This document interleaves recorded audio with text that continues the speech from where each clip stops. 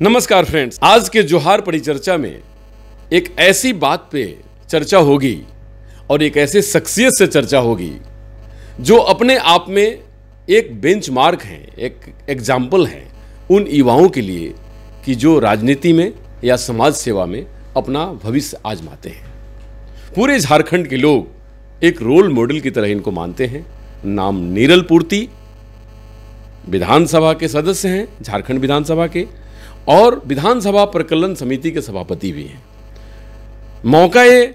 कि जमशेदपुर में कमेटी आई और सब अधिकारियों को बुलाया गया और अनेक विषयों पे बात हुआ। खैर, उस विषय पे तो बाद में आएंगे, लेकिन सबसे पहले मैं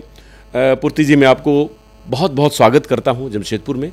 और हम सभी लोग चाहते हैं कि आप जैसे युवा और आप जैसे इंथुजियास्टिक पर्सन हमारे झारखंड के राजनीति को लीड करें और झारखंड के युवाओं के लिए रोल मॉडल जो आप हैं वो लगातार बने रहे और युवा आपको देख करके उसका कॉपी करें और अच्छी राजनीति करें। नीरल जी, सबसे बड़ी बात क्या है, झारखंड की राजनीति में युवाओं का हेमंत जी के आने के बाद मैं 8-10 सालों से मैं जो देख रहा हूँ, 8-10 सालों से राजनीति में जो युवाओं को आने का एक आप लोगों ने गेटवे खोल दिया है और युवाओं के हाथ में झारखंड की राजनीति चली गई है। इसके पीछे का वजह क्या है, ये थोड़ा सा आप बताएं।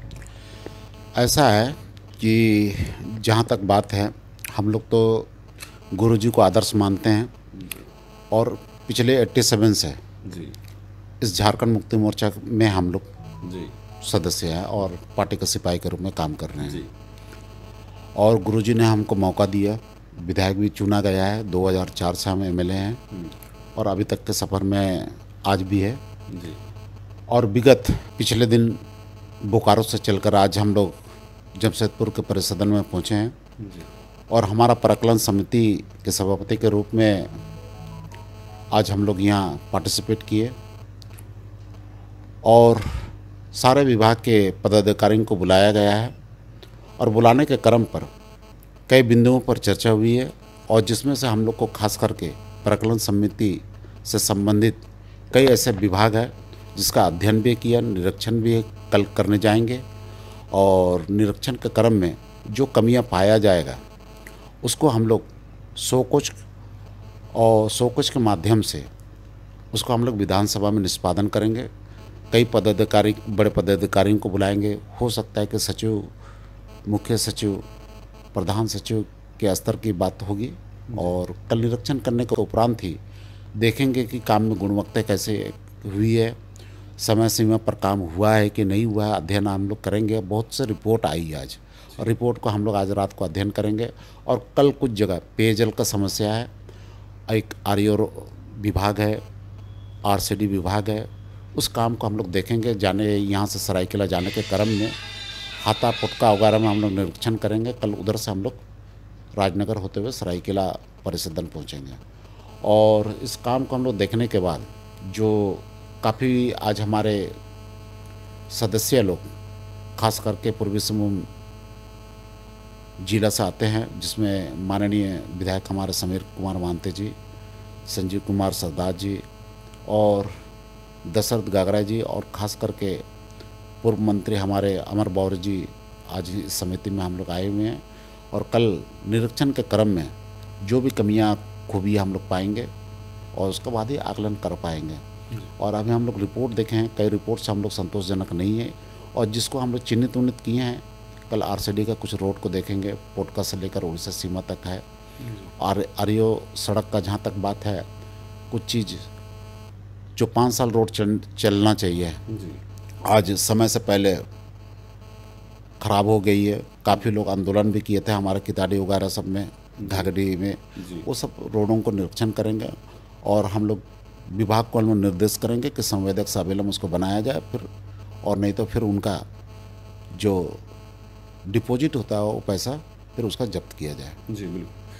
नीरल जी, बड़ी सुंदर आपने जैसे जिस तरह से आपने एक मुहिम छेड़ा है आपकी सरकार ने, खास करके हेमंत जी मुखिया हैं इस सरकार के, उन्होंने लगातार सरकार को,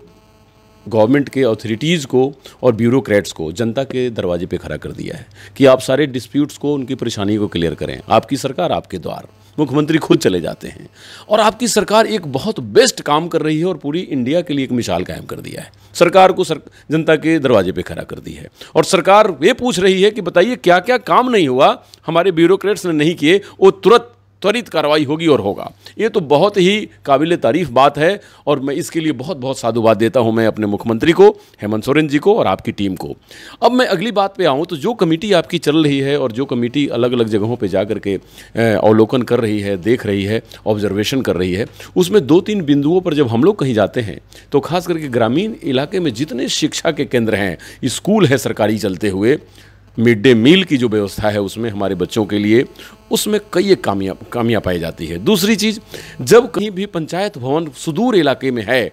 और पेयजल की समस्या जो है सुदूर इलाके में, ये 3-4 चीज़ों से हमारी झारखंड की जनता बहुत ही जूझ रही है। और पॉली क्लिनिक जो सरकार बनाती है, जो सदर हॉस्पिटल डील करते हैं, छोटे छोटे क्लिनिक्स, उसमें रहते हुए स्टाफ्स, उनके नाम पर बहुत सारे रकम और राशि को विड्रॉल किया जाता है, लेकिन प्रॉपर उस क्लिनिक पर न कोई डॉक्टर मिलेंगे, न टेक्नीशियन मिलेंगे, कई एक जगह पर हम लोगों ने देखा है। तो ये हमारी एक गुजारिश है कि आपकी कमेटी या आपकी समिति जो है इस पर ज़रूर संज्ञान ले और उसको बड़ी सरसरी निगाहों से चेक करे, क्योंकि स्वास्थ्य, शिक्षा और हमारे बच्चों का भविष्य, अगर 3 अधर में होगा तो झारखंड विकसित नहीं हो सकता। दूसरी बात मैं अगर करूं कि नीरल जी, आपका राजनीति जीवन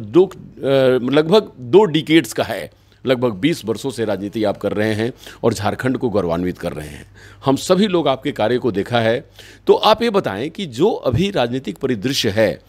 जो हमारी झारखंड मुक्ति मोर्चा की सरकार चल रही है, कमेटी भी, मुख्यमंत्री भी एक्टिव, आप भी एक्टिव, तो 2024 से पहले क्या ऐसा लगता है कि हमारी पूरी तैयारी ऐसी हो जाएगी जो मुख्यमंत्री के साथ दूसरी भी टीम उसी मुख्यमंत्री के साथ बनने जा रही है जो 2024 में चुनाव होंगे? जहाँ तक आपने कहा है कि माननीय हमारे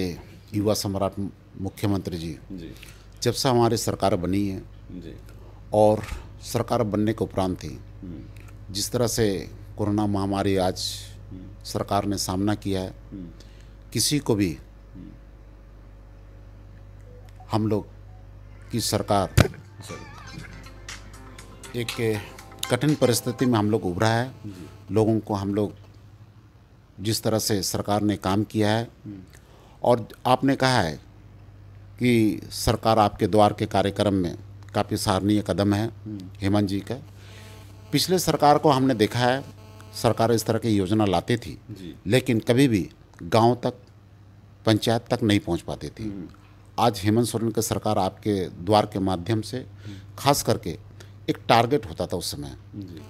कहीं 2000 लोगों को देना है, लेकिन आज हेमंत सोरेन जी माननीय मुख्यमंत्री आज पूरा झारखंड में सर्वजन पेंशन के माध्यम से सारे लोगों को, ऐसे लाभुकों को, ऐसा लोगों को जिनका 60 साल से ज़्यादा उम्र हो गया, विधवा पेंशन हो, वृद्धा पेंशन हो, सारे लोगों को पेंशन देने का काम हमारे इस युवा मुख्यमंत्री आज कर रहे हैं। और जिस तरह से आज इस देश में 1 अरब 35 करोड़ की जनता यहाँ रह रही है और जिस तरह से अपना हिम्मत दिखाएं, जज्बा दिखाएं, आज गुरुजी का सुपुत्र आज जिस तरह से काम कर रहे हैं, आज बहुत सराहनीय कदम है कि आज 100 ताकतवर लोगों में 64वां स्थान रखा आदिवासी में, और ये हम बहुत गर्व की बात है भारत देश के लिए भी, है ना। और इस तरह से काम कई दृष्टिकोण से देखा जाए तो आज हेमंत दा का बहुत इस झारखंड में काम हो रहा है। काफ़ी आज लोग, चाहे पारा टीचर का मामला हो, चाहे शिक्षकों का मामला हो, और अभी जो नियुक्ति वर्ष आज सरकार मना रही है और मनाने जा रहे हैं हम लोग भी, काफ़ी लोगों का नियुक्ति होगी, और चाहे पत्रकारों का विषय हो, अब पत्रकारों का विषय हो, कई प्रकार का चीज़ है ना, जनता का विषय हो और बिजली का विषय हो, पेयजल का व्यवस्था है ना। आज घर घर जल नल योजना का माध्यम से आज पंचायत में, प्रखंड में आज बड़े बड़े योजना धरातल पर उतरी है। और आने वाला समय में 6 महीने के अंदर में, गर्मी से पहले सारे लोगों को, चाहे आज स्कूल एजुकेशन का मामला हो, शिक्षा का मामला हो, और शिक्षा के माध्यम से भी हम देख रहे हैं, खास करके हम अपने मझगांव विधानसभा में आज प्रखंड में एकलव्य विद्यालय, डिग्री कॉलेज, मॉडल स्कूल, और तो और हमारे विधानसभा क्षेत्र में आज फार्मासिस्ट कॉलेज का भी निर्माणाधीन है जी। तो इस तरह से हम देखें कि कई कई क्षेत्रों में ऐसा काम कर रहा है और जनता जिस तरह से आज इसको हिम्मत दे रहा है कि आप आगे बढ़ो, हम आपके साथ में हैं। जी, बहुत बहुत धन्यवाद। देखिए, आखिरी सवाल, क्योंकि आपकी व्यस्तता है, निरल जी, युवाओं को क्या कहना चाहेंगे? क्योंकि अब पूरे राज्य और पूरा देश चुनाव मोड में आ गया है और आपके साथ आप युवा आइकॉन भी हैं, तो पूरे झारखंड राज्य के युवाओं को और सभी लोगों को क्या कहना चाहेंगे जिससे झारखंड हमारा सशक्त, मजबूत और विकसित बने? देखिए, हेमंत दा ने एक सोच को रखा था कि आज हमारे झारखंड के युवक युवती आज यहाँ 75% जिस तरह से लोग गुजरात, महाराष्ट्र आज पलायन या स्वरोजगार की तलाश में आज जो जा रहे हैं, तो कम से कम हमारा झारखंड में कई उद्योग है, कई आइडा है, रियाडा है, तो इस क्षेत्र में भी हमारे लोगों को काम मिले। आज 75% आज यहाँ के स्थानीय लोगों को आज रोज़गार देने का भी काम किया और कैबिनेट से फैसला होने के बाद कई ऐसे उद्योगों में आज उन लोगों को मौका मिल भी रहा है। और जहाँ तक युवाओं की बात है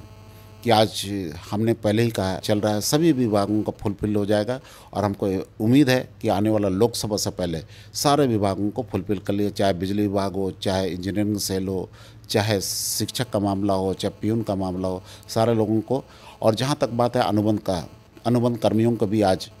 हम लोग स्थानीय के साथ साथ उन लोगों को भी परमानेंट करने का बातचीत चल रहा है और कई क्षेत्र में काफ़ी काम चल रहा है। जी, बहुत बहुत धन्यवाद। देखिए, आज के जोहार परिचर्चा में निरल पुलती जी से बड़ी बेबाक बात हुई। मझगांव के विधायक हैं, लेकिन मझगांव में इन्होंने इतना अच्छा काम किया है कि एक विधायक के लिए वहां जाकर देखना चाहिए और बहुत योजनाओं को इन्होंने ग्राउंड लेवल पे उतारा है। और हम सब लोग जरूर ऐसे विधायक और ऐसे नेता को, जो हेमंत सोरेन जी की टीम है और वही टीम जीत रही है और लगातार एक ऐसा मिसाल पेश कर रही है जो दूसरे राज्य के लोग भी उसकी कॉपी कर रहे हैं, तो झारखंड विकसित होगा,